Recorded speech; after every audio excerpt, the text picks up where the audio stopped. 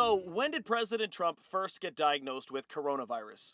Our sources are the president himself on Twitter and in an interview with Fox News, President Trump's physician, Dr. Sean Connolly, and a press release from the White House. Early Friday morning at 12:54, President Trump tweeted he and First Lady Melania Trump had tested positive for coronavirus.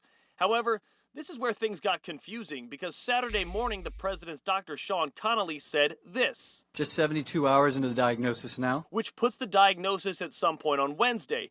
However, later that day, he put out a memo clarifying he meant to say it was day 3 of the diagnosis, putting the timeline back to Thursday. Okay, so when exactly on that Thursday did the president find out? Well, that's where we have to use our best guesswork. To narrow down the timeline further, at 9:49 Thursday night, President Trump did a phone interview on Fox News with Sean Hannity. In the interview, he talked about how one of his advisors, Hope Hicks, had just tested positive for the virus, and he said this. And I just went out with a test. I'll see what, because we spent a lot of time, and the First Lady just went out with a test also.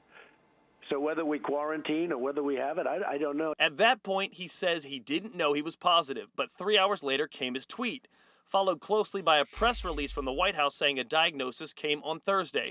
So right now, based on our sources, it appears the president was diagnosed Thursday at night, sometime between 9:50 and midnight.